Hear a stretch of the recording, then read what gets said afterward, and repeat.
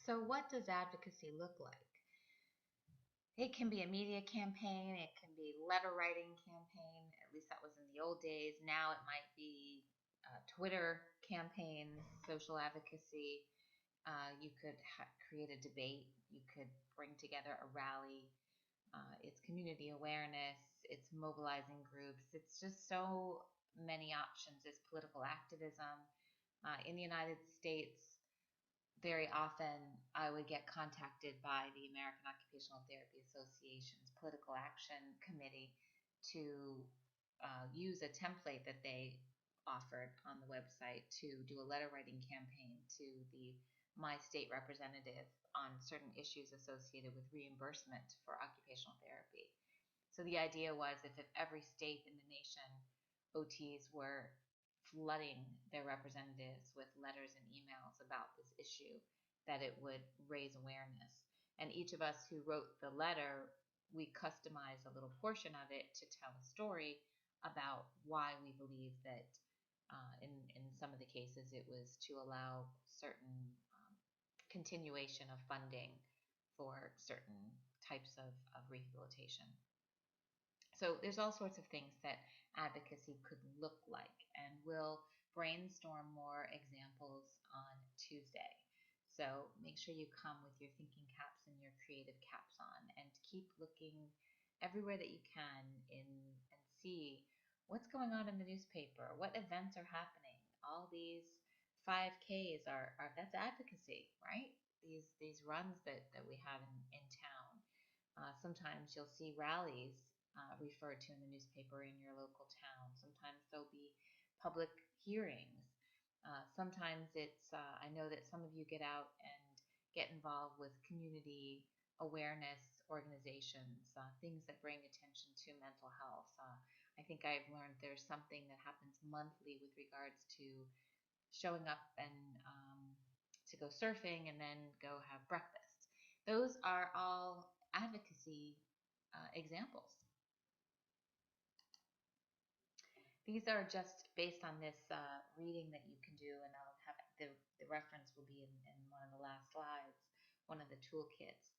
It's a matter of what are you aiming to do? Social change, change of policy, change in info. That's the goal. That's the outcome that you're aiming to do. And these are just examples of how you might actually go about doing it. What does advocacy look like?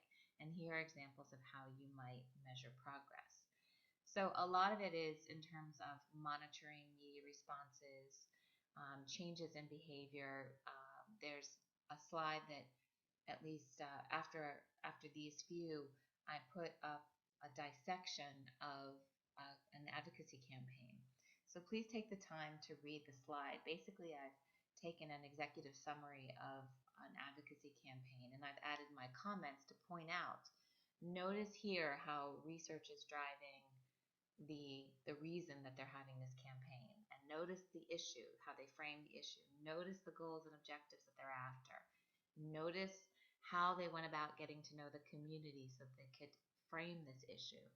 Notice what the advocacy was.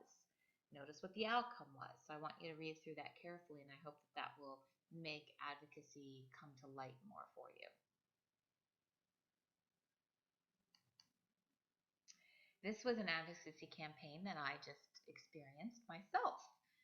Embarrassingly, yes, it was 3:15 in the morning when I was waking up around, I guess it was 2:45, and I tried to sleep and started to say, okay, let me start reading. I pulled out my advocacy readings and then decided to go online and search up some examples and open my email. And lo and behold, there was this message, this first message in my email for one of the LinkedIn groups that I'm involved with. So I'm donating 50% of my ebook sale proceeds of an award-winning memoir I'll never forget to blah, blah, blah, to an Alzheimer's organization. Okay? So that was interesting. So I thought, okay, let me check this out. This is what it described once you clicked on the link. So this woman apparently wrote a book and is feeling as though the publication of this book and getting the word out about this book will advocate the plight of Alzheimer's disease and the fight for more research to cure it. And it also tells the story of how one daughter experienced the disease with her mother. And it's pretty powerful, just the information that I went to read about the book. So, with a click, I went onto whatever this link is, I think on Amazon, clicked, and for 99 cents got the book downloaded to my iPad.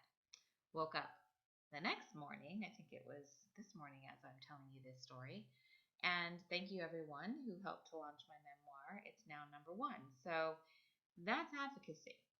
Okay, that's an advocacy campaign. Let's see what's next in here. Well, these are slides that you'll have posted, but basically some additional ways for you to learn about advocacy and the resources that you can go look for, the toolkits, and what I'd like you to be prepared for tutorial.